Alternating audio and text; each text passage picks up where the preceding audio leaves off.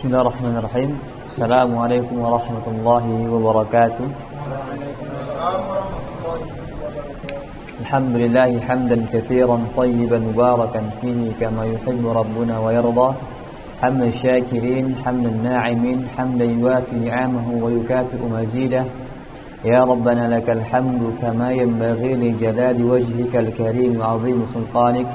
Allahumma salli wa sallim wa zid wa barik wa takarram wa tafaddal ala nabiyyina wa habibina wa syafi'ina wa sayyidina Muhammad sallallahu alaihi wasallam wa ala alihi wa sahbihi wa man istanna bi sunnati ila yaumil liqa'i amma ba'd. Allahumma ati nufusana taqwaha wa zakkiha wa anta khairu man zakkaha anta waliyuha wa mawlaha. Allahumma arina al-haqqa haqqan warzuqna ittiba'ah وأرنا الباطل باطلا وارزقنا اجتنابه. اللهم علمنا ما ينفعنا وانفعنا بما علمتنا وارزقنا علما ينفعنا. اللهم ارزقنا الإخلاص في القول والعمل ووفقنا واهدنا لما تحب وترضى. Baik teman-teman sekalian, ikhwati fillah azani Allah wa iyyakum. Mari kita bersyukur kepada Allah Subhanahu wa taala atas segala nikmat dan karunia yang diberikan oleh Allah Jalla Jalaluhu buat kita semua. Alhamdulillah, pada kesempatan hari ini insyaallah taala kita akan bersama-sama membaca sebuah kitab dari karangan para ulama kita dalam rangka untuk mengamalkan hadis Nabi sallallahu alaihi wasallam, ini al-ilmu qabla al-qawli wal amal, yaitu berilmu sebelum kita beramal.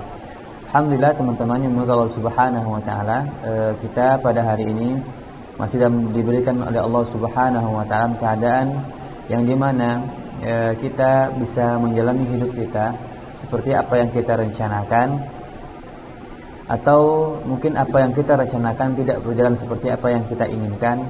Namun di samping itu ternyata adalah bahwa Allah Subhanahu wa taala melindungi kita atau menyelamatkan kita dari hal-hal buruk yang menimpa orang-orang di sekitar kita atau orang-orang lain, yang dengannya kita bisa berjalan dengan keadaan yang aman, tentram dan damai. Jadi teman-teman, terkadang kita sini suka sekali hanya bersyukur dengan hal-hal nikmat yang kita inginkan. Padahal sebenarnya selain kita bisa mendapatkan apa yang kita inginkan, tapi terpelihara dan terjauhkannya kita atau terselamatnya kita dari hal-hal perkara buruk, perkara yang tidak kita senangi, itu juga bukan hal yang sederhana. Itu juga nikmat yang besar. Tetapi banyak sekali orang-orang yang tidak mensyukuri ini, tidak mentadaburi akan keadaan ini. Kemudian teman-teman, sebaik-baik keadaan yang mesti kita syukuri kepada Allah Rabbul Izzati wal Jalalah adalah di mana kita, teman-teman, dalam keadaan apapun kita, apakah berkecukupan harta atau kesehatan yang prima, atau sebaliknya keadaan yang mungkin tidak terlalu prima kesehatan kita, atau keadaan ilmu kita, keuangan kita atau ekonomi tidak cukup. Tapi itu semua tidak menghalangi kita untuk bersemangat berkumpul dengan orang-orang baik, untuk menambah ilmu, untuk mentaati Allah Subhanahu wa taala. Ini yang paling penting. Karena apa gunanya kita diberikan harta yang berlebih, kesehatan yang prima, kemudian relasi yang baik dan seterusnya, tetapi untuk menjawab panggilan azan kita tidak mau, atau berkumpul dengan ahli ilmu kita tidak mau, maka ini sebuah kerugian yang nyata. Maka teman-teman yang Allah Subhanahu wa taala, Imam Ahmad rahimahullahu taala dan para ulama yang mengatakan, Imam Ahmad terutama ketika ditanyakan Wahai Imam, apa yang engkau harapkan? Apa yang nasihatmu kalau seandainya kita akan meninggal, engkau meninggal, apa yang ingin kau kerjakan? Maka beliau menanyakan menuntut ilmu. Menuntut ilmu. Kemudian ditanyakan lagi, kalau seandainya kita hidup lagi, apa yang seandainya kita diberikan kesempatan untuk hidup lagi, apa hal yang ingin kau kerjakan? Maka beliau menjawab adalah menuntut ilmu. Maka teman-teman, Allah Subhanahu wa taala, menuntut ilmu itu adalah besar fadilah, besar faedahnya. Karena Rasul mengatakan, "Man salaka tariqan yaltamisu fihi ilman, sahalallahu lahu bihi tariqan ilal jannah." Siapa yang menuntut ilmu, menempuh jalan menuntut ilmu, maka Allah akan mempermudah baginya jalan menuju surga. Catatannya teman-teman, hafizakumullah jami'an, hadis ini merupakan hadis yang tidak menjamin kita masuk surga dengan ilmu. Tetapi orang yang menuntut ilmu itu besar kemungkinannya terdorong dia untuk banyak amal. Ya, untuk banyak amal. Ingat, banyak ilmu tanpa ada amal tidak berarti apa-apa. Karena Allah mengatakan jazaa'an bima kanu ya'malun. Yang dihisab itu, yang dibahas itu adalah amal, bukan ilmu. Tetapi tidak akan bergerak orang menjadi amal kalau dia tidak punya ilmu. Karena cinta itu akan menggerakkan orang ketika dia itu tahu kenapa dia mencintai. Maka teman-teman, ilmu itu penting. Ya, ilmu penting karena memang ibadah-ibadah ini walaupun pahalanya besar, tetapi Allah mengatakan atau agama kita mengatakan ibadah ini sifatnya adalah taklif, beban. Taklif, ya, beban. Dan sifat kita manusia ini adalah an-nasu aduwwun lima jahilu. Manusia itu akan berat, akan terbebani dengan perkara yang dia tidak ketahui. Jadi kita orang misalnya sederhana, orang mau touring itu capek, jauh-jauh berangin-angin, itu bagi yang tidak mengetahui. Tapi kalau sudah tahu bagaimana rasanya touring, dia akan begitu. Begitu dengan amal ini. Kalau sederhana, puasa itu berat bagi orang lain, tetapi Rasul mengatakan siapa yang berpuasa karena Allah sehari saja, maka Allah jauhkan dari 70 tahun api neraka per hari. Subhanallah. Maka teman-teman, inilah kenapa dimudahkannya ke surga ini kata para ulama. Maksudnya orang yang menuntut ilmu itu maka akan mudah dia mengerjakan segala hal-hal yang mendekatkannya ke surga.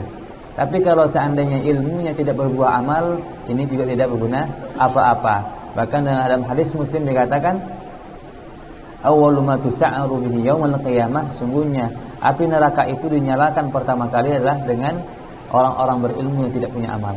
Orang-orang berilmu hanya menumpuk amal, maka orang-orang inilah yang pertama dilempar ke dalam api neraka menjadi bahan bakar api neraka. Maka teman-teman, kita bersyukur pada hari ini kita bisa berkumpul karena kita akan menyiapkan diri kita untuk menyambut sebuah hari, sebuah momen yang besar insyaallah taala. Dan mudah-mudahan majelis ini bukan hanya melahirkan kepuasan akal kita atau kepuasan jiwa kita mendapatkan ilmu baru, tetapi memberikan kita tenaga, booster, semangat untuk bergerak amal lebih banyak dari selain. Mudah-mudahan semoga Allah berikan taufik. Kemudian mari kita bersalawat kepada Rasulullah sallallahu alaihi wasallam. Allahumma shalli ala Muhammad wa ala alihi wasallam. Nabi kita sallallahu alaihi wasallam, nabi yang paling mulia, nabi yang semakin diberitahu kepada beliau bahwa surga ini tidak akan dibukakan pintu untuk beliau, maka justru beliau semakin menjadi semangatnya untuk beribadah kepada Allah. Bahkan Rasul kita sallallahu alaihi wasallam ini semakin dipuji oleh Allah, maka beliau semakin bersyukur kepada Allah. Dan ini pun menarik ya teman-teman, kalau kita baca surah Nabawiyah Nabi sallallahu alaihi wasallam dan para sahabat, itu pun berlaku para sahabat. Sahabat itu rata-rata yang dijamin atau dipuji amalnya dengan surga, justru mereka semakin semangat untuk beramal. Jadi sahabat-sahabat yang dikatakan Rasul sebagai penghuni surga, itu amalnya semakin menjadi-jadi. Subhanallah, kalau kita yang dipuji amalnya atau dijamin kebaikannya, ini kita mungkin kebanyakan kita berleha-leha. Makanya untuk kita hari ini maka memang memuji itu jangan terlalu, karena pujian itu memang bukan hal yang terlarang, tetapi memang sangat dekat untuk menjatuhkan kita dari kelalaian. Kayaknya tapi beda dengan para sahabat itu ketika ditestimoni atau ditazkiyah atau direkomendasikan oleh Rasul akan amalnya, justru mereka itu semakin menjadi amalnya. Orang itu baik. Bahkan satu ketika Abu Yusuf Al-Qadhi rahimahullah ta'ala, Abu Yusuf Al-Qadhi ini merupakan seorang ulama besar dari mazhab Hanafi. Nah, Dia murid pertamanya, murid pentingnya Imam Abu Hanifah. Ini jauh ya, jauh setelah para sahabat, jauh. Ini abad ke-2 Hijriah. Nah, beliau rahimahullah taala itu dikatakan suatu ketika kami ini berjalan dengan Abu Hanifah. Ya, aku berjalan dengan Abu Hanifah. Lalu tiba-tiba Abu Hanifah ini, guru beliau yaitu gurunya Abu Yusuf Al-Qadhi ini, mendengar orang mengatakan, "Hada huwa Abu Hanifah. La yanamul laila." Ini dia Abu Hanifah, orang alim yang dikenal tidak pernah meninggalkan malamnya dengan qiyam. Padahal teman-teman, subhanallah, disebutkan bahwa Imam Abu Hanifah tidak termasuk orang yang menghidupkan malam, tidak termasuk ahli ibadah yang qiyamul lail. Tapi ketika mendengarkan itu, kata beliau, pantang bagi Abu Hanifah. Beliau dipuji oleh orang yang dia tidak pernah punya amal itu. Dan maka seketika dia mendengar bahwa orang mengetahui bahwa dia itu seorang hamba Allah dan suka menghidupkan malam, setelah itu beliau menjadi orang yang suka menghidupkan malam. Bukan karena riaknya, tapi bagi beliau pantang kita itu ketika dipuji malah kita terlena. Kemudian yang kedua faedahnya adalah bahwa para ulama itu tidak suka dia dipuji yang dia tidak kerjakan. Nah, subhanallah ya. Dan harusnya begitu teman-teman. Nabi kita yang begitu, semakin dipuji kebaikannya, semakin kencang syukur dan amalnya. Dan kita pun begitu, kalau kita memang ditestimoni baik oleh orang lain, maka testimoni itu semakin membuat kita itu semangat beramal. Bukan kita kepedean atau terlena jadi orang baik, tapi sebenarnya dari belakang semua itu kita adalah orang-orang yang terlambat dan terlalaikan dalam segala amal kebaikan. Waliyadzubillah, Allahumma tahhir qulubana minan nifaq wa tahhir a'malana minar riya wa tahhir a'malana khiyana.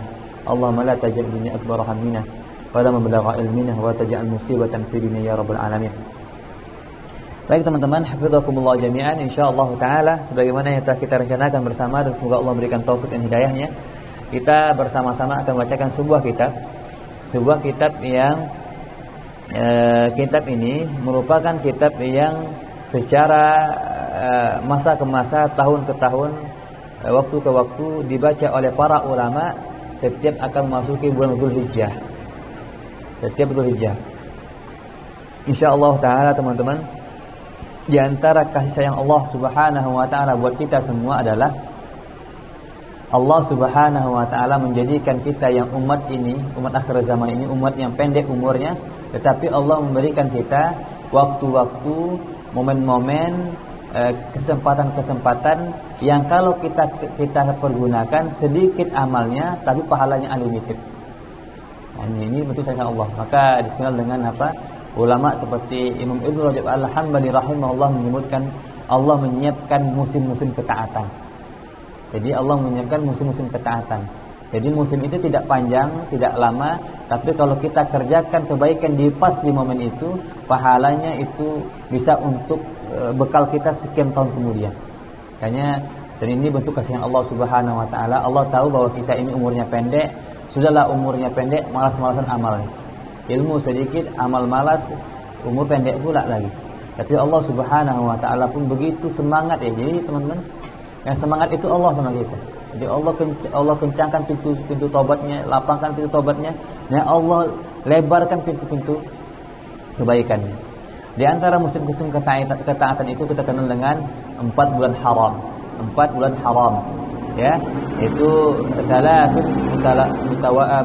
mutawaliyat, 3 bulan yang berturut-turut. Itu apa? Dzulqa'dah, kemudian apa? Dzulhijjah, kemudian apa?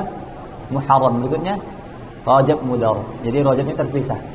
Ini jadi Allah mengatakan Bismillahirrahmanirrahim, inna iddatash syuhuri 'indallahi 12 syahran fi kitabillah yauma khalaqas samawati wal arda minha arba'atun hurum.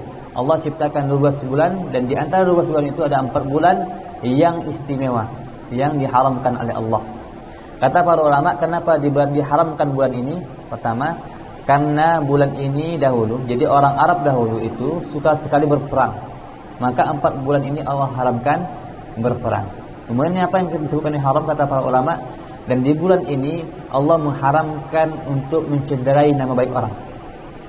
Jadi hati-hati yang suka membuli teman-temannya baik di medsos atau apapun. Ini hati-hati. Allah mengharamkan mencederai nama baik. Kehormatan boleh. Walaupun canda-candaan di stand up komedi boleh. Kemudian apa? Allah mengharamkan merusak harta orang. Allah mengharamkan menumpahkan darah. Kemudian kelima kata para ulama, Allah itu memberikan pahala sesuka hatinya. Dan yang terakhir kata para ulama, ini jadi ancaman juga teman-teman. Sebagaimana 5 keutamaan ini, maka terakhir Allah mengatakan Allah pun juga membesarkan dosa-dosa sesuka hatinya. Jadi di bulan-bulan yang haram ini, amal dosa yang sifatnya sepele itu Allah besarkan dosanya sebesar-besar yang Allah sukai. Jadi teman-teman, ini yang kita perlu hati-hati. Baik teman-teman, dan di bulan yang 4 bulan ini, insyaallah kita sedang Dzulqa'dah, sedang Dzulhijjah nih, sedang Muharram. Ini tuh istimewa, subhanallah. Kita akan tahu teman-teman, ini 4 bulan ini, 3 bulan ini. Kalau Ramadan tuh cuma sebulan, ini 3 bulan. Kita tahunya semangatnya cuma Ramadan. Padahal 3 bulan ini, 4 bulan ini istimewa. Tapi kita lihat orang Dzulqa'dah ini atau Dzulhijjah paling cuma Idul Adha-nya. Sisanya orang main-main, berleha-leha. Padahal ini utama, insyaallah. Kita akan terangkan di antaranya bahwa amal yang sepele saja nanti di bulan-bulan haram ini itu tidak bisa ditandingi oleh jihad. Tapi kita santai aja, kita main-main, berleha-leha, banyak buang waktu, bahkan banyak bermaksiat kepada Allah. Perhatikan teman-teman hadis Rasulullah SAW. Apa kata Rasulullah? Kata Rasulullah SAW, al-amalu fil haraj, al-ibadatu fil haraj, ya, kal hijrah kal hijrah, kama qala Rasulullah. Kata Rasulullah, orang-orang yang beribadah di saat manusia berleha-leha, orang-orang yang beribadah di saat kondisinya berat, maka seperti keutamaan orang hijrah bersama Rasulullah SAW. Jadi teman-teman, ini kita nih di saat bulan Dzulqa'dah, Dzulhijjah, Muharram ini orang yang santai, orang lalai. Apalagi ini musim libur, kita banyak ketaatan, ini berat. Nah, kalau kita bisa mengerjakan ini, itu ibaratnya seperti kita berhijrah bersama Rasul. Bahkan di athar yang lain disebutkan kata para ulama, Rasul mengatakan, umat-umatku yang lahir di belakang zaman, ketika semua fitnah itu merajalela dan dia istiqomah dengan amal sederhana, maka dia mengalahkan 70 amalkan oleh para sahabat. Jadi orang yang beramal di zaman-zaman seperti ini, kondisi lalai, banyak fitnah, orang berleha-leha, dia amal sederhana saja dia kerjakan istiqomah, itu kata Rasul mengatakan 70 sahabat di antara kalian itu tidak sebanding dengan orang itu. Subhanallah. Ini ajib. Ini kita punya 30 kali 4 bulan istiqomah kita, subhanallah. Yang teman-teman, ini kita belajar berarti di depan ini ada 3 bulan istimewa berturut-turut yang kita harus semangat untuk mengisinya dengan kebaikan. Dan mudah-mudahan kita mengamalkan ini, kita menjadi orang-orang yang benar-benar dirahmati oleh Allah. Ya Allah memberikan timbangan kebaikan kita, insyaallah taala. Baik teman-teman, dan kitab ini dibukarang oleh seorang ulama besar di abad ke-4 Hijriah, ya, abad 4 Hijriah. Ini beliau dikenal dengan namanya Imam Ibnu Abi Dunya, ya, Ibnu Abi Dunya. Ini seorang ulama yang dikatakan oleh guru kami bahwa beliau bermadzhab Hambali, tapi Allah alam. Jadi ada yang mengatakan begitu, dan beliau cenderung ulama yang memang kepada hadis. Kemudian beliau ini ulama yang cenderung kitabnya itu bernuansa tazkiyatun nafs, ya, melembutkan hati, tentang nasihat-nasihat jiwa. Ini beliau. Dan buku-buku beliau masya Allah tentang adab, tentang akhlak, tentang tawadu. Ini kitab-kitab beliau ini banyak sekali masya Allah kitab beliau. Cuman genrenya atau circle-nya gitu gayanya beliau, lebih kepada itu. Beliau orang yang alim masya Allah ta'ala. Kita kenal dekat sedikit ya, di antara bentuk adab kita kepada para ulama adalah karena kita baca kitab, ya, kita kenalkan sedikit tentang beliau. Beliau ini adalah namanya yaitu Al-Imam Abu Bakar Abdullah bin Muhammad bin Ubaid bin Sufyan bin Qais Al-Qurashi Mawlahum Al-Baghdadi. Ini namanya adalah Abu Bakar Abdullah bin Muhammad bin Ubaid bin Sufyan bin Qais Al-Qurashi Al-Baghdadi, atau dikenal dengan Imam Ibnu Abi Dunya. Ya, Abu Bakar, kunyahnya Abu Bakar, yang lebih dikenal dengan Ibnu Abi Dunya. Ibnu Abi Dunya. Beliau ini lahir tahun 208 Hijriah, 208 Hijriah. Beliau ini abad ketiga, ya, ulama abad ketiga. Ya. Beliau ini adalah umat abad ketiga Hijriah. Beliau lahir 208 Hijriah ya. Beliau tumbuh kembang di kota Baghdad dan keluarga yang baik, keluarga yang saleh, masyaallah, keluarga yang perhatian dengan ilmu. Beliau punya banyak karangan, teman-teman. Di halaman 10-11 itu karangan beliau banyak ya. Itu guru-guru beliau, kemudian pujian ulama tentang beliau.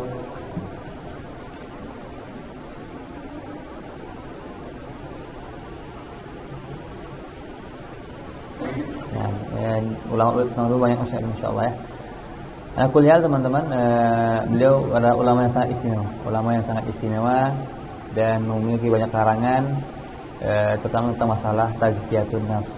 Semoga Allah merahmati beliau dan para guru-guru beliau dan seluruh kaum muslimin. Dan beliau wafat tahun 281 Hijriah. Nah, baik, kita mudah-mudahan kita bisa mengkhatamkan kitab ini. Jadi kitabnya pertama ada kitab yang lain ya. Cuman Anda ingat-ingat, Anda pernah baca kitab ini lebih dulu. Ini maksud kitab awal. Jadi sebelumnya ini tawarkan ke Abah Muhammad, Ustaz Muhammad, satu kitab ya, Ashri Zulhijjah. Ini juga kitab yang satu lagi itu sebelumnya itu juga kitab luar biasa karena kitab ini dikarang oleh seorang ulama namanya Syekh Abdullah bin Sa'ad. Kita mungkin jarang dengar nama beliau, tetapi beliau dikatakan oleh ulama hari ini ada 4 orang hufaz di dunia ini. Jadi ada 4 orang alim yang hafalannya di atas rata-rata, tapi tidak terkenal. Di antaranya adalah Syekh Abdullah bin Sa'ad, kemudian Syekh At-Tarifi. Antum mungkin sering dengar Syekh At-Tarifi. Ini Syekh Dr. Sa'ad Al-Kamali di Maghrib, Maroko. Kemudian lagi di Panakan ini. Dan gurunya para guru adalah Syekh Abdurrahman bin Sa'ad, Abdullah bin Abdurrahman As-Sa'ad. Ini jarang didengar dan beliau alim besar dan beliau termasuk orang yang menghafal kitab-kitab, masyaallah, alim. Nah, cuman kita mengambil berkah ya. Jadi semakin eranya ke belakang, era-era awal para ulama generasi awal, itu kita lebih mengharapkan keberkahan para ulama. Kemudian juga secara periwayatan kitab ini tahun ke tahun selalu para ulama setiap akan masuk ke bulan Dzulhijjah akan membacakan kitab ini, menyambungkan sanad kitab ini dari generasi ke generasi. Insyaallah taala, tetapi kita tidak kita tidak ada memberikan ijazah kitab ya. Karena guru-guru kita masih ada, beliau-beliau lah yang mesti memberikan ijazah kepada kita semua. Nah, tapi kita fokus mengambil faedah di kitab ini insyaallah taala. Nah, baik teman-teman, kita langsung ke halaman 31. Kita langsung ke halaman 31. Baik. Halaman 31.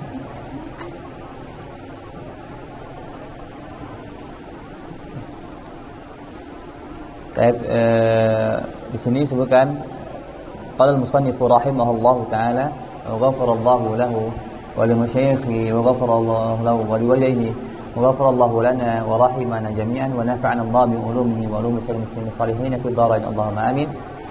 Dikatakan al-juz'u fihi fadlu ashri dzulhijjah ta'lif Abu Bakr Abdullah bin Muhammad bin Ubaid bin Abi Dunya al-Qurashi.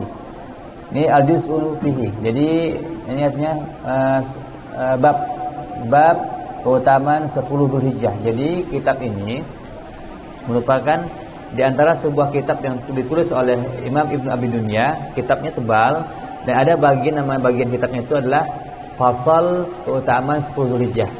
Nah, ini sebenarnya adalah satu bab dari kitab beliau.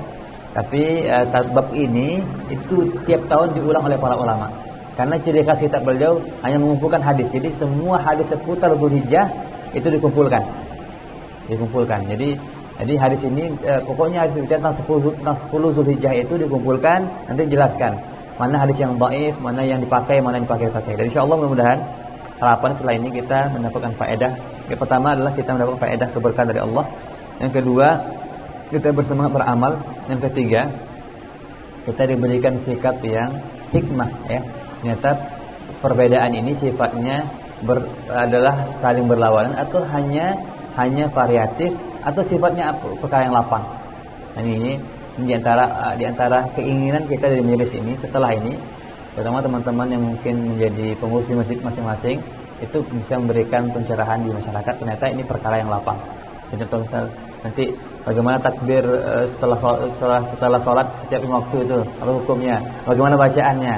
Nanti kita akan bahas. Jadi ini perkaranya lapang atau tidak lapang? Oh gitu ya. Ini apa gesekan. Jadi pertama kita mengharap keberkahan dari Allah, menyambung sanad-sanadnya para ulama. Kemudian kita punya semangat untuk beribadah. Kemudian ketiga kita mudah-mudahan punya thaqafah yang diberkahi oleh Allah untuk bijaksana dalam menyikapi diri kita dan menyikapi masyarakat. Dan sehingga yang muncul adalah semangat beramal dan ukhuwah Islamiyah insyaallah taala. Nah, di kitab ini adalah potongan kitab dari Syekh Abu Bakar Abdullah bin Muhammad bin Ubaid bin Ibnu Abi Dunya tentang 10 Dzulhijjah. Bulan 10 Dzulhijjah. 10 Dzulhijjah ini maksud teman-teman bukan 10 ya, tapi dari 1 sampai 10 Dzulhijjah ditambah dengan hari tasyrik.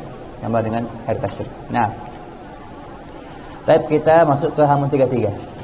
Cepat-cepat aja ya, enggak perlu lama-lama. Nah, ya insyaallah. Jadi insyaallah. Ini adalah sanad kitabnya.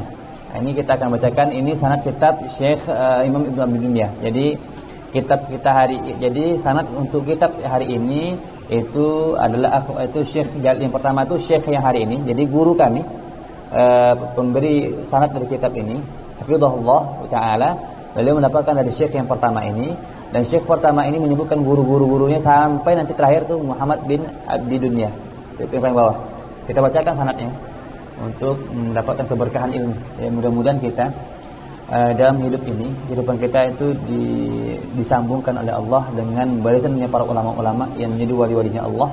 Kemudian mudah-mudahan di akhirat pun kita juga menjadi orang-orang yang dikumpulkan bersama hamba-hamba Allah yang saleh. Amin. Bismillahirrahmanirrahim. Ya ilallah iddatun liqa'i. Jadi ini akhbarana Syekh Jalil Al-Musnid Naba bin Abi Makarim bin Hajjam Al-Hanafi bi qira'at al-Imam Abi Abdullah Muhammad bin Abdul Mun'im bin Hamil alayhi wa ana asma'u fil ashr al-awwal min Dhul Qa'dah sanata 34 wa 600 bi manzilihi bil Qahirah. Qala lahu akhbaraka Abu Muhammad Abdullah bin Abi Abdullah Muhammad bin Sa'dillah bin Muhammad al-Baghdadi qira'atan alayhi wa anta tasma'u fi mustahillin Dzul Hijjah sanata 77 wa 500 fa aqarra bihi.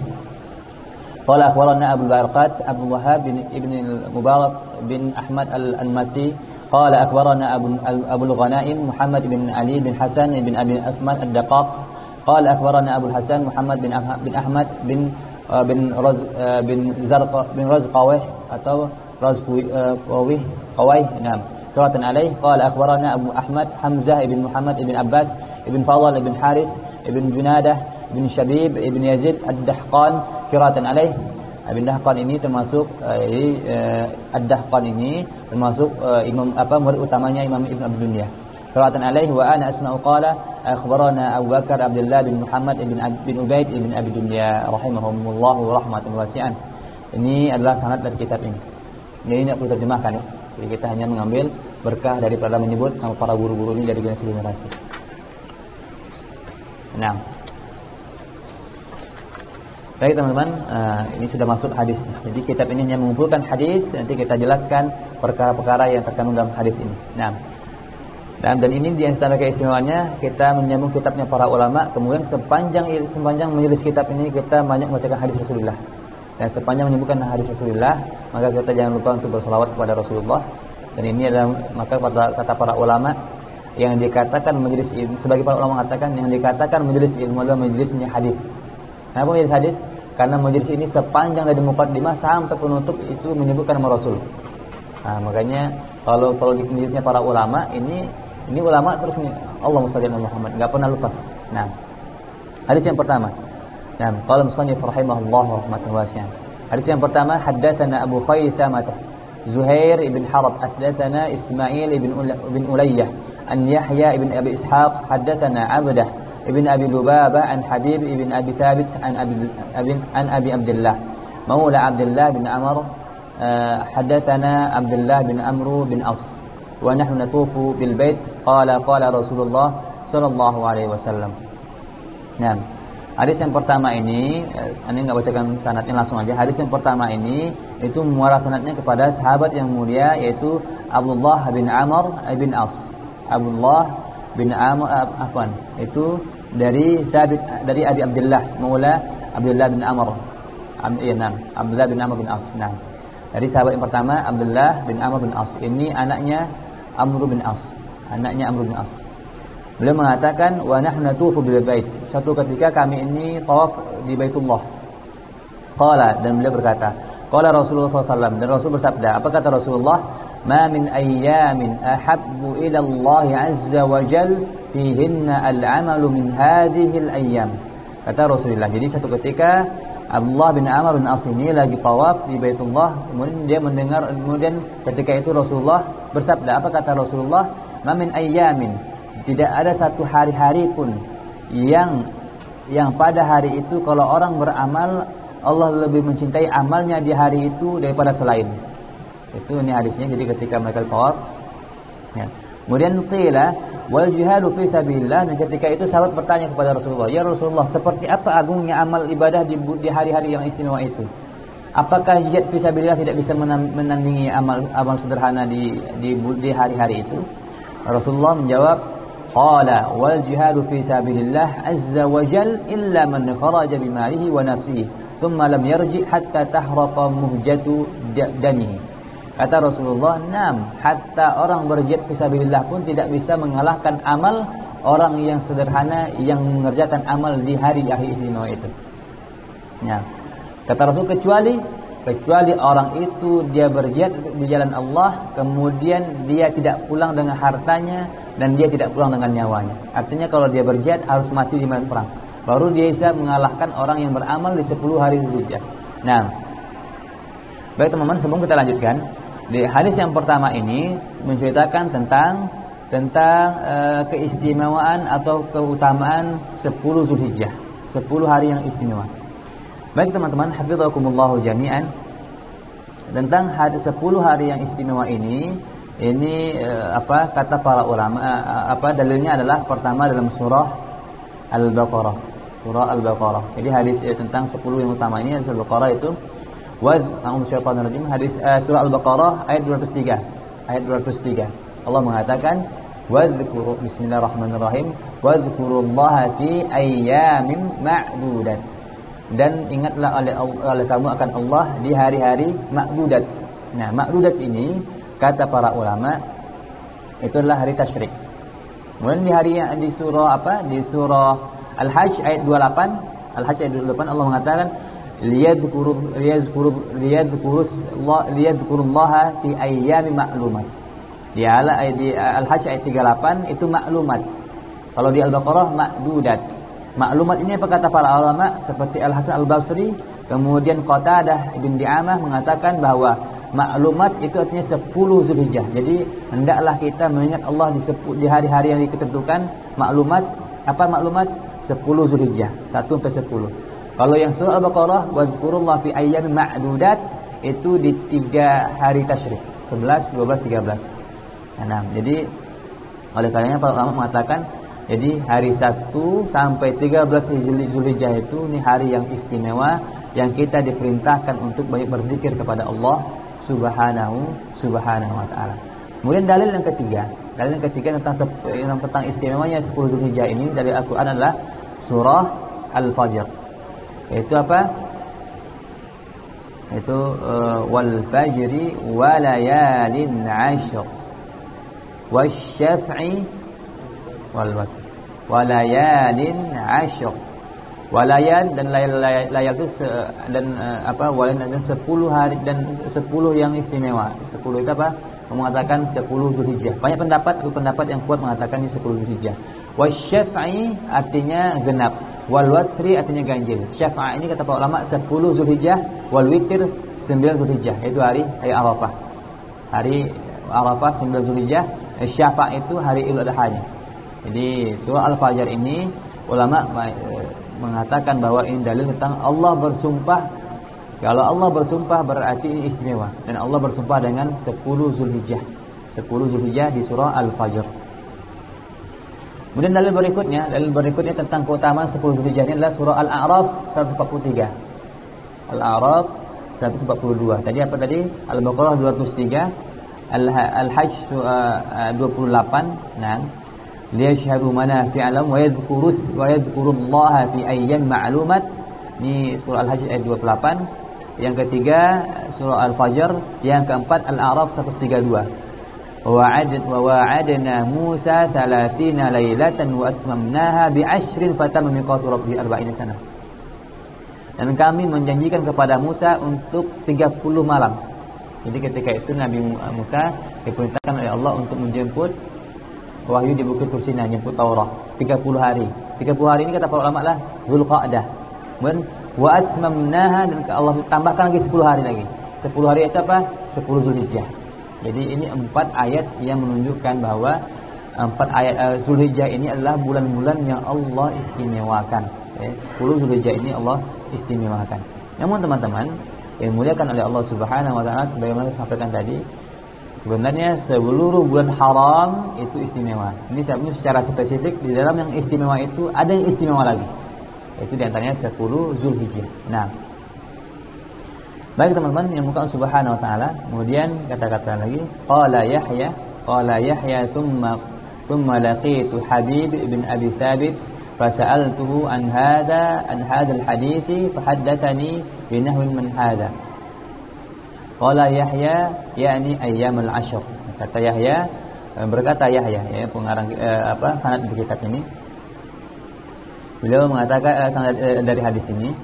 Beliau menceritakan yang hadis pertama itu kan, hadatsana Abu Khaisamah Zuhair bin Harab bin hadatsana Ismail bin Ulayyah an Yahya bin Ishaq itu. Jadi Yahya berkata, qala Yahya thumma laqitu Habib ibn Abi Thabit. Kata Yahya, aku bertemu dengan Habib ibn Abi Thabit. Fasa'altu, dan aku menanyakan tentang hadis ini. Lalu dia menceritakannya. Hadis ini maksudnya 10 apa? Apa yang istimewa itu? Maka Yahya ini menceritakan yakni ayyamul ashr, yaitu 10 hari istimewa Zulhijjah. Nah, teman-teman yang Allah Subhanahu wa taala, ini perhatikan ya, Yahya ini laqitu, dia bertemu dengan Habib ibn Abi Thabit. Habib bin Abi Thabit ini guru beliau. Tetapi ternyata beliau ini sebenarnya setelah dia menemui guru beliau ini, beliau ternyata tahu gurunya ini punya guru. Gurunya ini punya guru dan lebih tinggi sanadnya. Itu namanya Abdah bin Abi Lubabah. Abdah bin Abi Lubabah.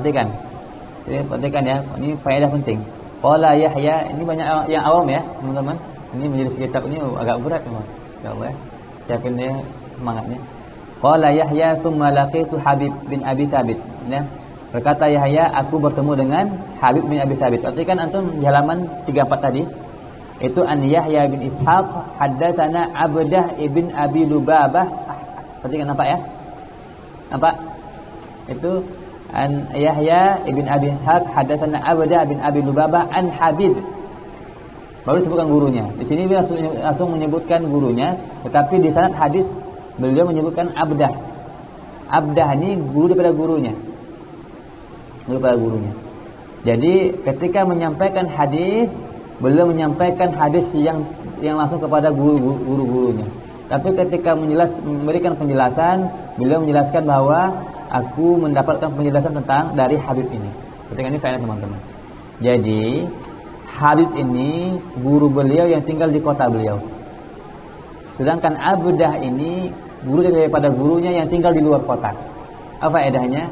Para ulama itu dari dulu sampai sekarang itu kebiasaannya tidak pernah mencari guru di luar kotanya sampai dia menghabiskan guru di sekitar tempat tinggalnya. Ini adab untuk ilmu.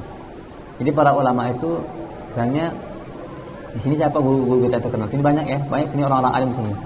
Kita kan juga tahu Ustaz terkenal di TV banyak ya. Kita jangan, saya ini muridnya Ustaz Syanu yang semuanya Ustaz Syanu itu di luar kota. Ini tidak adab menuntut ilmu. Adab menuntut ilmu itu mengambil ilmu dari orang terdekat dahulu. Sudah habis baru kita ambil ilmu keluar. Bahkan diutamakan kalau kita punya karib kerabat yang secara nasab rumah kita itu punya ternyata dia ahli ilmu, maka habiskan ilmunya. Maka para ulama itu habiskan ilmu ayahnya, ilmu kakeknya, pamannya udah habis baru guru di kampungnya. Kalau kita hari ini guru di kampungnya dulu, di apa-apa dulu. Kalau misalnya nggak punya duit baru ayah terakhir. Padahal ayahnya ahli ilmu. Ya. Dia harusnya habiskan ilmu ayah kita dulu. Kalau ayah kita punya kakek, habis itu kakek kita kalau dia ahli ilmu. Nanti paman kita punya ahli ilmu. Seperti Syekh Hasan Ad-Dadu itu yang terkenal hari ini, alim besar ya, dari Singkit. Itu rata-rata ahli ilmunya adalah kakeknya, pamannya. Maka kakeknya itu adalah muftinya Mauritania. Pamannya adalah lautan ilmu Mauritania. Ibunya penghafal hadis-hadis di Mauritania. Jadi beliau gitu. Jadi Mauritania itu gitu. Maka teman-teman ini adab. Jadi misalnya antum mesti siapa gurunya? Gurunya misalnya Abu Muhammad. Maka habiskan ilmu beliau baru cari ilmu guru yang lain. Itu adab. Jadi jangan kita jual keren-kerenan. Maka demi Allah teman-teman, kenapa ahli ilmu sehari ini tidak sehebat ahli ilmu dulu? Padahal kalau didetailkan mungkin ilmu kita lebih banyak, dapat banyaknya, tapi nggak berkah. Di antaranya tidak melakukan tahapan menuntut ilmu. Jadi itu. Jadi ilmu itu bukan sekedar banyak-banyakan keren-kerenan, tetapi adalah ada adat-adatnya. Ini yang pertama. Itu yang pertama adalah tidak mencari ilmu di luar, kecuali menghabiskan ilmu orang sekitar kita. Supaya apa? Supaya kita punya adab. Kita ini kadang mentakzimi orang di luar kita yang kita baru tahu ilmu secuil. Kita meremehkan orang dekat kita, padahal ilmunya selangit. Cuma karena kita meremehkan. Dan terlalu banyak teman-teman orang-orang hebat itu sekitar kita, tapi kita meremehkan. Nah, semoga kita bukan menjadi orang lain meremehkan ulama. Dan yang kedua, teman-teman penting. Yang kedua faedahnya adalah bahwa para ulama itu tidak pernah merasa cukup. Setelah menghabiskan ilmu Habib tadi, maka dia cari ilmu abdah. Lalu saya sudah seluruh ilmu di Pekanbaru sudah saya sedot. Saya lah yang mesti menjadi mufti di sini. Nah, tidak boleh, ini la yajuz. Ulama itu sudah habis ilmunya, dia cari ilmu lain. Atau ilmu yang lain, guru yang lain. Bahkan ulama itu mencari ilmu yang sama tapi gurunya beda. Kalau ilmunya itu aja, cuman secara senior ini lebih sepuh, dia belajar lagi kitab yang sama. Maka ulama itu adalah membaca kitab yang sama itu sampai puluhan kali. Pertama dari ustaz ini, ternyata ustaz ini punya guru lagi. Kita baca kitab sama ke gurunya. Ulama itu satu kitab itu bisa puluhan kali khatam, dan itu sampai kepada keberkahan guru para guru. Jadi kita jangan berhenti belajar dan semangat untuk mencari ilmu dari para masyayikh, orang yang lebih sepuh. Nah, ini faedah tambahan. Di intinya pertama teman-teman, hadis yang pertama ini hadis yang menjelaskan tentang keutamaan 10 Zulhijjah yang tidak bisa dikalahkan oleh apapun. Nah, tambahan berikutnya. Ini cuma hadis ya, tetapi sebenarnya kitabnya tidak tebal, tetapi faedahnya banyak yang ingin disampaikan. Ya, mohon antum sabar. Faedah berikutnya kata Syekh Abdullah bin Shalih Fauzan, bukan Syekh Fauzan, tapi Syekh yang lain, Syekh Fauzan yang lain, pengarang termasuk pakar lughah. Beliau mengatakan hadis ini umum, menunjukkan apa? Secara umum siapapun yang beramal di 10 Zulhijjah itu tidak ada amal khusus. Maksudnya apa? Hanya membuang duri di jalan saja, kalau dilakukan di 10 ini, itu pahalanya tidak bisa dikalahkan dengan jihad. Ini saking istimewa. Jadi hadis ini semuanya umum, menunjukkan Allah tidak menetapkan amal khusus. Siapapun memperbanyak amal soleh di bulan 10 Zulhijjah itu, 10 hari Zulhijjah itu, apapun amal sederhananya, itu tidak bisa diimbangi dengan jihad, insyaallah. Begitu. Nah, enggak terbatas. Maka pertanyaannya, lalu bagaimana nikah di bulan Zulhijjah? Nah, gimana caranya? Insyaallah. Tapi setelah ini membaca beberapa kitab, tidak ada ulama itu menyebutkan spesifik tentang nikah. Tetapi kalau ngambil keumuman hadis teman-teman, ya, amal sederhana apapun tidak dibatasi oleh Allah, menunjukkan sederhana apapun amal itu kalau dikerjakan ikhlas di 10 Zulhijjah itu pahalanya mengalahkan jihad dan imbang sering jihad. Dan nikah itu kan enggak sederhana. Ini tidak lagi ngomporin, cuman ini aja. Jadi cuman memang tidak ada ulama tidak menyentuh nikah. Lucunya tidak ada menyentuh nikah. Sedekah sederhana itu. Tapi mudah-mudahan nikah masuk. Karena itu semangat selain ini. Nah, harus semangat insyaallah. Jadi pernikahan itu pernikahan yang tidak dimengerti jihad. Jihad pun tidak bisa ngalahin di pernikahan itu. Walaupun hanya motong seekor ayam itu dan berdoa bagi-bagi. Nah, baik teman, faedah berikutnya kata teman yang muka Subhanahu wa taala. Tapi ini perhatikan, di hadis yang pertama ini kata di kitab ini Syekh mengatakan hadis ini untuk sanadnya, hadis yang pertama ini sanadnya lemah. Tapi banyak sanad yang lain yang menguatkan hadis ini. Hadis ini maknanya betul karena di riwayat yang lain hadisnya sahih. Tapi untuk sanad kita hadis ini yang dibawa oleh Imam Ibnu Abi Dunya di hadis yang pertama ini sanadnya lemah. Cuman di hadis-hadis riwayat-riwayat yang lain itu hadisnya sahih, bahkan ada sahih Bukhari, sahih Muslim. Intinya adalah keutamaan 10 Zulhijjah itu adalah istimewa. Baik. Faedah berikutnya. Nah, ini faedah berikutnya masyaallah, ya. Kenapa 10 Zulhijjah ini istimewa? Kenapa 10 Zulhijjah ini istimewa? Ada yang tahu? Ada tahu enggak 10 Zulhijjah ini istimewa?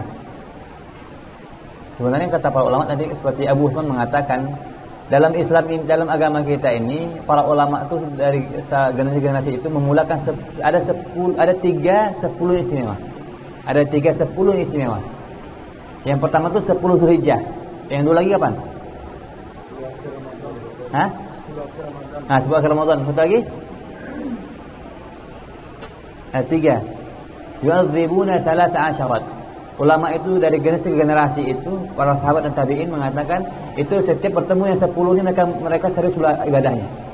Pertama 10 Zulhijjah, kedua 10 Ramadan, Allah yaftah alaik. Satu lagi apa? Panitia nyipin hadiah ya, panitia. Apa?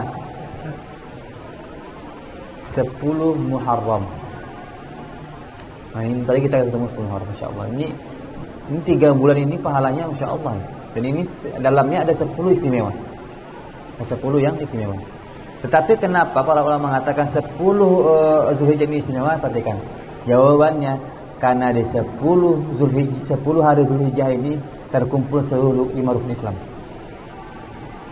Karena 10 hari Zulhijjah ini terkumpul amal-amal ibadah yang merupakan rangkaian dari 5 rukun Islam. Ajib, masyaallah. Apa itu kata para ulama? Pertama, syahadat. Syahadat ini teman-teman kata para ulama diwakili pada apa? Kita nanti akan wukuf di Arafah. Dan wukuf di Arafah itu kita diutamakan banyak berzikir la ilaha illallah wahdahu la syarika lah. Dan la ilaha illallah adalah lafaz syahadah, lafaz tasyahud, lafaz syahadah. Jadi pertama apa rukun Islam itu? Syahadat. Yang kedua apa lagi? Apa rukun Islam yang kedua? Salat. Dan salat itu adalah Idul Adha. Salatnya adalah Idul Adha. Di 10 Zulhijjahnya ada apa? Ada salat Idul Adha. Yang ketiga apa rukun Islam? Ada yang mengatakan puasa, ada yang mengatakan zakat. Nah, kita ambil puasa. Puasa apa? Kita disunnahkan puasa di 9 Zulhijjah itu puasa hari Arafah. Nanti 10-nya pada sebelum kita sebelum kita sholat Id, ya kan? Kita disunnahkan. Bahkan nanti hadisnya teman-teman kebanyakan generasi ini puasa dari tanggal 1 sampai 10. Ini mana dalilnya? Nah, ini kita bahas. Apakah ini bid'ah? Apa ini? Ini mayoritas mengamalkan ini. Jadi kita dianjurkan secara spesifik di 9 Zulhijjah dan 10 paginya itu, tapi sebagian besar mengamalkan dari 1 Zulhijjah sampai 10 Zulhijjah. Ini yang penting adalah antum bahwa siapa yang mengamalkan ini boleh. Kenapa? Karena mengamalkan keumuman hadis. Hadisnya apa? Apapun amal sederhana itu pahalanya teristimewa di bulan Zulhijjah. Makanya Abdullah bin Umar mengatakan as-shaumu ahabbu ilaina. Puasa di hari-hari haram itu lebih kami cintai. Makanya para salaf itu di antara amal yang paling mereka istimewakan kalau ketemu bulan haram adalah banyak puasa. Yang keempat apa tadi? Zakat. Zakat apa itu? Kita adalah kurban. Bahkan kurban itu teman-teman, orang yang motong kurban itu sama dengan sedekah. Tetapi perhatikan, orang yang ikut berkurban, misalnya kita berkurban berapa? Kurbannya itu anggap 1 kambing 2,5 juta. Yang kita nggak berkurban, tapi kita berinfak sebesar infak kurban. Maka infak kurban kita tidak bisa mengimbangi orang yang potong kurban. Jadi sebaik-baik sedekah adalah berkurban. Nanti kita akan bahas juga insyaallah. Kemudian yang terakhir apa? Haji. Hanya ada haji itu hanya di Zulhijjah. Makanya kenapa istimewa Zulhijjah ini? Karena seluruh rangkaian rukun Islam ada di 10 Zulhijjah. Insyaallah para ulama. Makanya rugi kalau kita main-main. Rugi kalau main-main. Tapi di mana ada salah satu guru kita cerita. Guru kita ini masyaallah ya. Ketemu orang kaya. Orang kaya itu cerita, "Ustaz, bisa enggak kalau kita haji itu selain bulan Zulhijjah?" Soalnya Zulhijjah itu orang ramai. Ada enggak haji selain Zulhijjah? Enggak ada. Al-hajju diwukufin Arafah. Haji itu cuma wukuf di Arafah. Arafah kapan Arafah?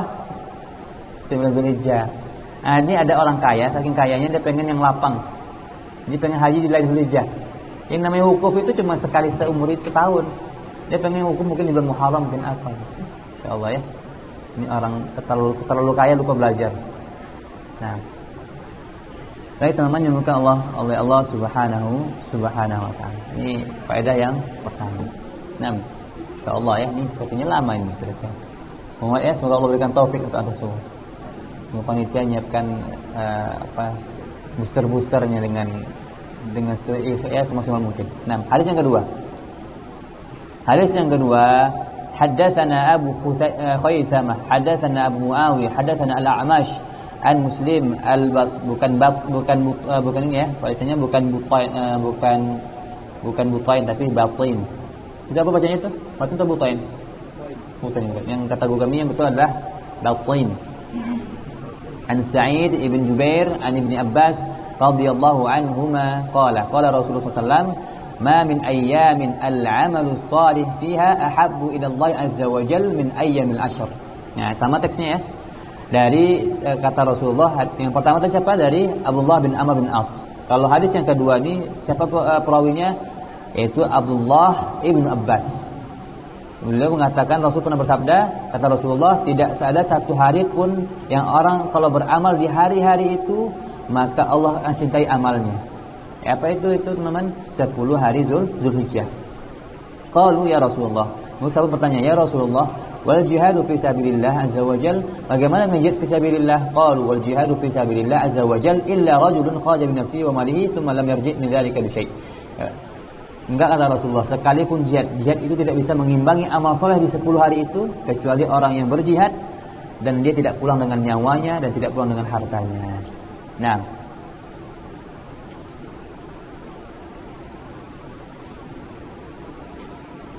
ya. Insyaallah berikutnya hadis yang ketiga. Insyaallah faedahnya sama ya. Faedahnya sudah kami jelaskan tadi. Jadi karena hadis pertama sama hadis kedua ini tentang keutamaan 10 Zulhijjah. Baik, berikutnya. Haddatsana Yusuf ibn Musa, haddatsana Musa bin Fadil. Ini bin Fadil ya. Bin Fadil haddatsana Yazid ibn Abi Ziyad an Mujahid an Ibnu Umar radhiyallahu anhuma an Nabi sallallahu alaihi wasallam. Jadi hadis yang berikut ini dari siapa teman-teman? Dari Abdullah ibn Umar. Siapa Abdullah ibn Umar? Anak Umar bin Khattab.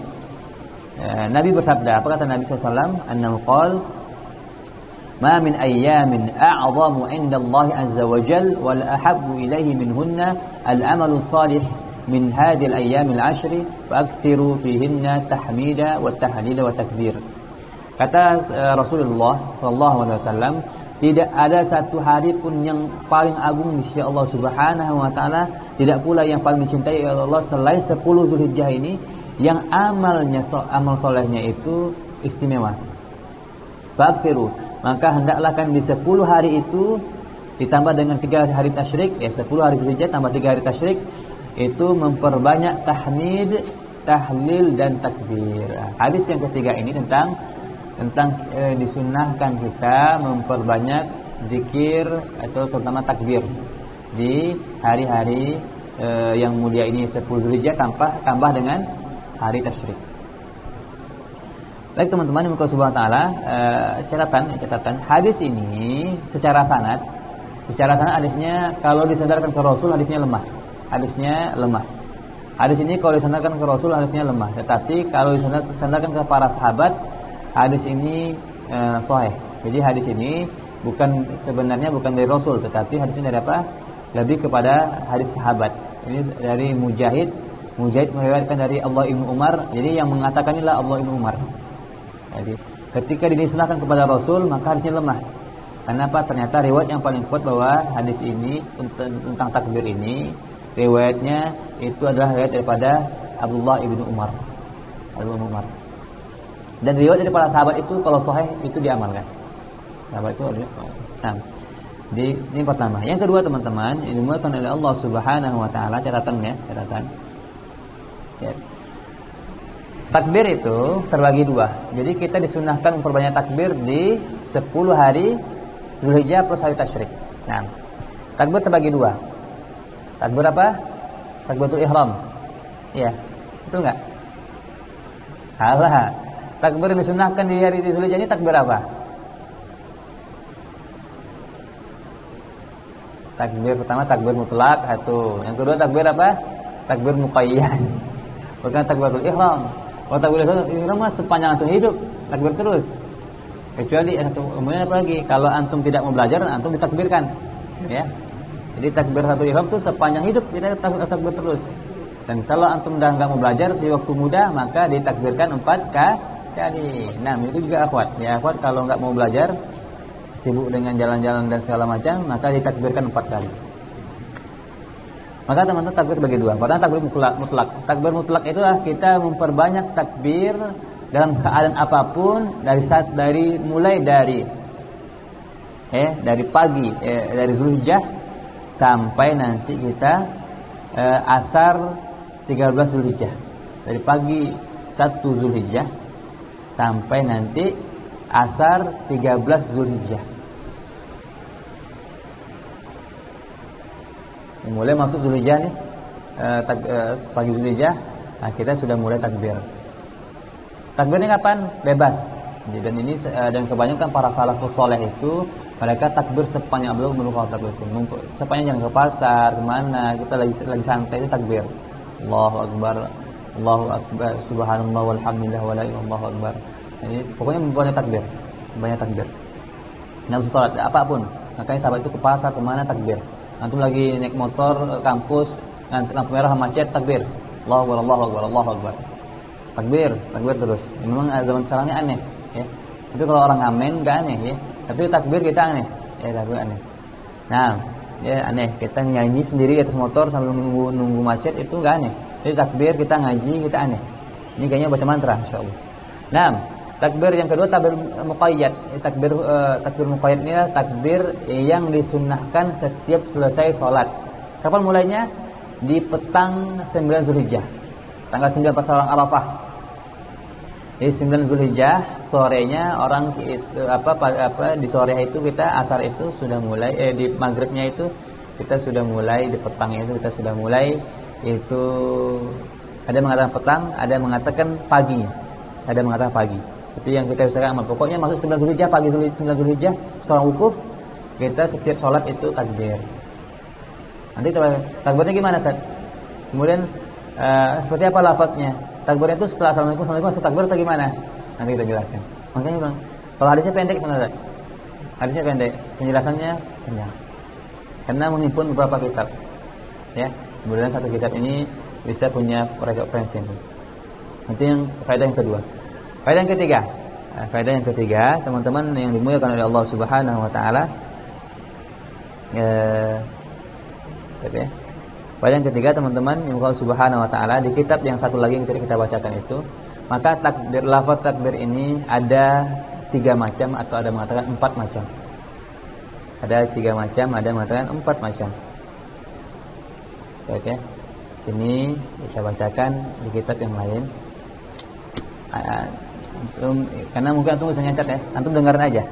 Takbir yang pertama ini dari sahabat yang mulia Ali bin Abi Thalib. Sahabat yang mulia Ali bin Abi Thalib. Nah, sebelum kita ini kasih penjelasan para ulama dulu ya.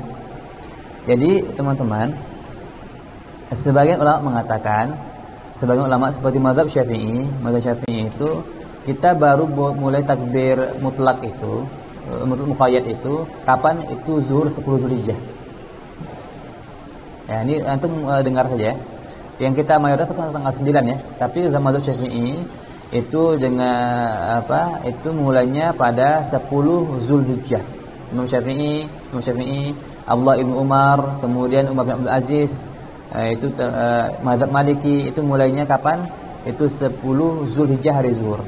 Tapi teman-teman, mazhab Syafi'i bagi pendapat, ada 2 pendapat. Pendapat yang pertama adalah Imam Syafi'i, kemudian Umar bin Abdul Aziz, kemudian Abdullah bin Umar. Mazhab Maliki itu mulainya kapan? 10 Zulhijjah baru takbir muqayyad. Apa tadi muqayyad itu?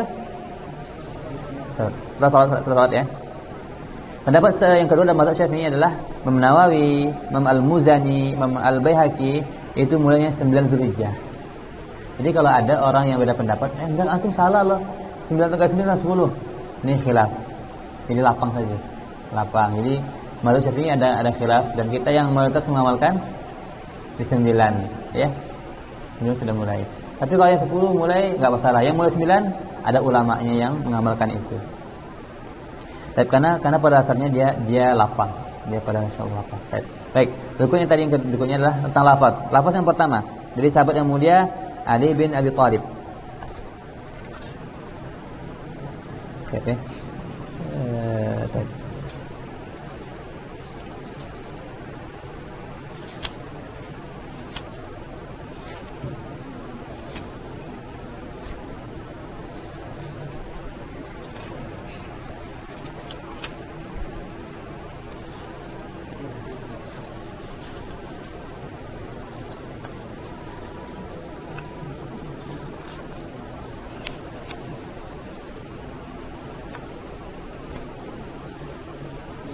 Nah, takbir yang pertama ini riwayatnya dari siapa? Dari sahabat yang mulia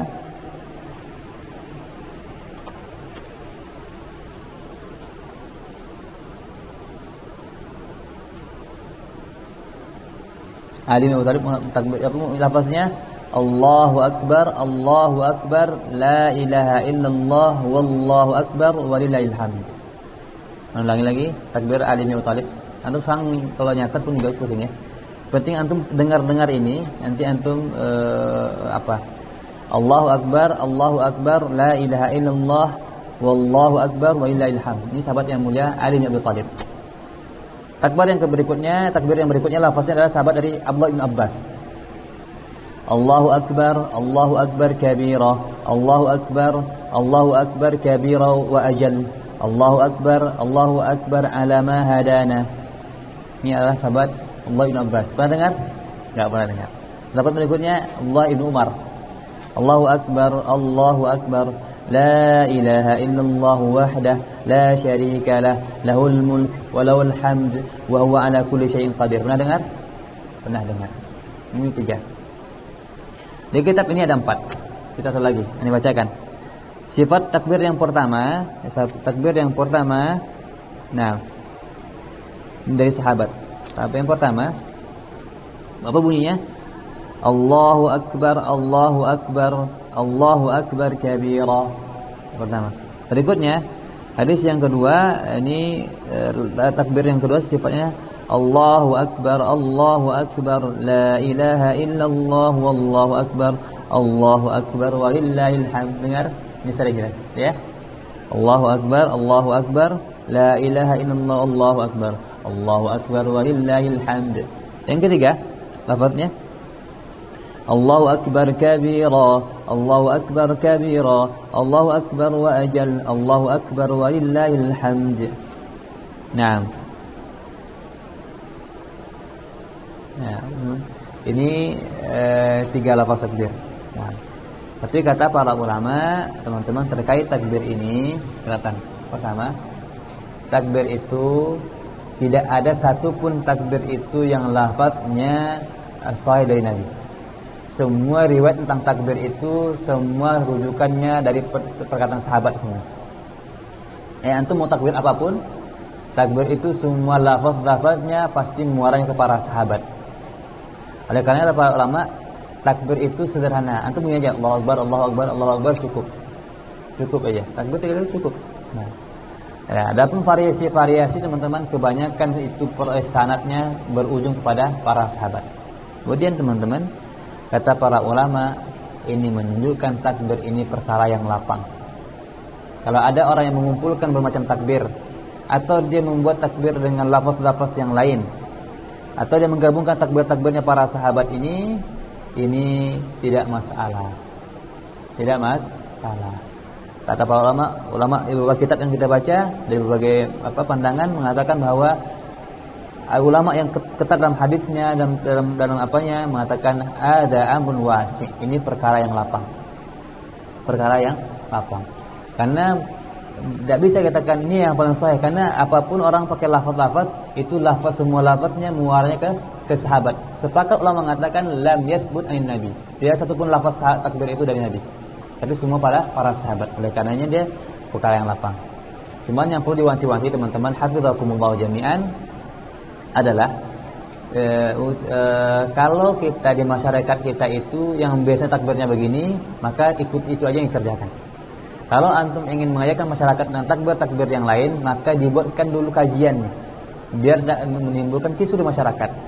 Jadi kalau antum nggak bisa buat kajiannya, maka antum punya banyak variasi, misalnya punya banyak bacaan, labas.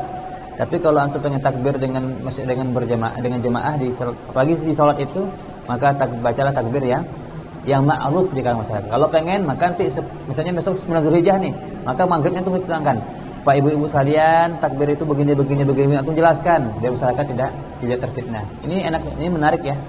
Menarik, jadi masyarakat itu ternyata lafaz ibadah itu banyak yang bisa kita baca. Yang kedua, masyarakat ini akhirnya semangat untuk beribadah, bukan untuk sensitif. Karena musuh-musuh Allah ini, musuh-musuh Islam ini sengaja mengorek-ngorek yang berbeda itu, padahal sifatnya lapang, tapi kita dikorek-korek. Tapi kalau antum pengen nyampaikan, harus sampaikan ilmunya dulu, jangan sembarang-sembarang sampaikan. Karena bagi kata para ulama, bersikap hikmah itu lebih utama daripada kita menjaga keutamaan. Contoh, ini utama sebenarnya pendapatnya, ini pendapatnya. Yang pendapat yang lain itu juga sahih, tetapi tidak yang paling kuat. Nah, tetapi teman-teman, yang ma'ruf itu masyarakat kita, misalnya satu perkara ini ada 4 pendapat. Pendapat yang lemah itu yang keempat. Yang ma'ruf di masyarakat itu yang pendapat yang keempat.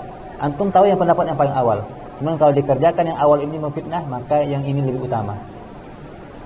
Kecuali babnya adalah antara sahih dengan tidak sahih. Ini baru beda. Kalau semuanya sahih, cuman yang paling utama, maka mengerjakan yang tidak utama tapi menjaga maslahat banyak orang itu lebih utama daripada menimbulkan fitnah. Wal ilmu indallah. Ini faedah. Faedah berikutnya teman-teman tentang takbir. Kalau kita takbir ini, itu takbirnya bagaimana setelah salat itu? Kalau takbir mutlak bebas ya, antum mau ke pasar, itu ke sekolah, kemana-mana itu takbir ya, bukan melamun. Takbir sepanjang jalan apapun bebas takbir. Kalau setelah salat teman-teman tadi sama lafaznya sama. Cuma kapan bacanya? Maka yang bacanya itu setelah kita zikir, Allahumma antas salam, astagfirullah. Allahumma antas salam, zikir sebentar baru kita takbir. Bukan assalamualaikum. Allah gitu. Jadi jangan langsung, bukan assalamualaikum. Zikir sebentar dulu. Ya. Jadi jangan saking semangatnya gitu. Tunggu pesan Allahu Akbar. Lalu takbir salat kan, saking semangatnya. Lupa deh hilaf. Atau lagi azan, Allahu Akbar, Allah, langsung takbir. Lupa deh hilaf deh. Saking semangatnya, terbawa suasana gitu. Jadi kalau setelah sholat, maka teman-teman zikir dulu sebentar, baru kita takbir. Ya, jadi bukan langsung bismillah. Allah, adabnya kata para ulama urutannya adalah zikir sebentar, istighfar, baru kita takbir. Nah, ini faedah. Nah, bisa dipahami ya? Kemudian memberikan faedah. Nah, itu insyaallah. Sepertinya kita break sebentar karena 5 menit lagi azan asar ya. Tanggung enggak ini? Ini kalau dijelaskan satu hadis, nanti penjelasannya malah panjang, tergantung-gantung. Targetnya 4:30 tadi, sepertinya 6:30. Mudah-mudahan, masya Allah, tabarakallah. Nah, teman-teman, faedah terakhir teman-teman, hadis ini untuk riwayat ini ya, tapi nanti ada riwayat lain ada banyak ya. Untuk riwayat yang hadis ini tentang takbir ini, riwayatnya lemah. Secara kalau dia dari Rasulullah, tetapi dari sahabat dia ini sahih. Para ulama itu, kebiasaan para ulama itu, kalau seandainya ingin memberikan fadilah amal, tidak menemukan fadilahnya di hadis sahih, mereka mengambilnya di hadis-hadis yang dhaif, selama hadis dhaif itu tidak menyalahi ketentuan syariat. Ya, karena hadis itu lemah bukan karena intinya, tetapi karena sanadnya. Jadi sebenarnya, di sana itu sebenarnya ustadz ini yang disampaikannya betul, cuman kebetulan ustadz ini orangnya kurang jujur, kurang amanah. Ya, yang disampaikan ustadz ini dengan ustadz yang lain itu sama sebenarnya, sama. Cuman kalau untuk orang ini kurang amanah, maka ketidakαμanahannya ini membuat pendapatnya itu tidak boleh diambil. Jadi bukan amalannya itu yang salah kan. Maka teman-teman, para ulama. Jadi teman-teman, kebiasaan kalau memotivasi seseorang ketika tidak menemukan hadis-hadis yang sahih, maka mereka menukil hadis-hadis yang dhaif sebagai fadhil amal.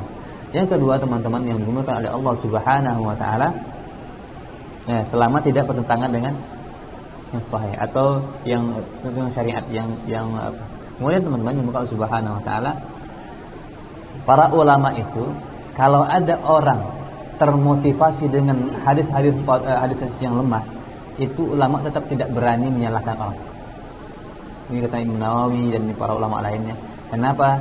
Bisa jadi orang ini mencintai amal itu karena Allah memberikan pahala dia karena dia mencintai Allah. Jadi ulama itu benar artinya lemah, tapi ketika ada orang beramal dengan hadis lemah itu, ulama juga nggak berani. Antum jangan, nggak berani. Tapi ulama juga menjadikan hukum nggak bisa, nggak boleh. Teman-teman, Allah Subhanahu wa taala. Makanya kita akan dapati ulama-ulama yang menjadi sandaran dalam ilmu hadis itu juga tidak sedikit menukil hadis dhaif. Termasuk Imam Bukhari. Imam Bukhari dalam kitab yang terkenal Al-Adabul Mufrad itu banyak kan hadis yang lemah bahkan. Tapi kitabnya terkenal. Ya, kalau ada orang yang beramal termotivasi karena ini, kenapa dia termotivasi? Dia pengen memperbanyak amal-amal soleh di sisi Allah Subhanahu wa taala, kemudian terdengar ada hadis ini. Jadi dia bukan karena hadisnya, tapi termotivasi karena maknanya. Maka teman-teman karena dia ingin mencintai Allah lebih dari yang lain. Kata para ulama, bisa jadi karena cintanya itu dia diberi pahala oleh Allah Subhanahu wa taala. Allah mengatakan, "Ana inda dhanni 'abdi bi." Jadi hadisnya, kalau hadisnya matruk, hadisnya mungkar, ini enggak boleh. Tapi kalau hadisnya lemah secara sanad, tetapi ada yang lagi dia menguatkan. Ini ulama. Cuman teman-teman, terakhir, dari banyak takbir-takbir tadi, teman-teman, dan kita diberikan kelapangan membaca takbir-takbir yang lainnya yang kita bisa ucapkan seperti apa yang bisa kita sampaikan ke bahasa Arab. Tapi kata para ulama, kalau bisa usahakan takbir-takbir itu yang ada riwayatnya dari sahabat. Ini lebih utama. Kita mengharapkan berkahnya para sahabat. Kemudian gitu juga kalau bisa kita termotivasi dengan amal-amal hadis yang dhaif. Kalau seandainya hadis-hadis sahih itu banyak, utamakan dulu beramal dengan hadis yang sahih. Nah, demikian beliau tafsir hidayah. Qafaratul majlis, subhanallahi wa bihamdihi, asyhadu an la ilaha illa anta, astaghfiruka wa atubu ilaik. Assalamualaikum warahmatullahi wabarakatuh.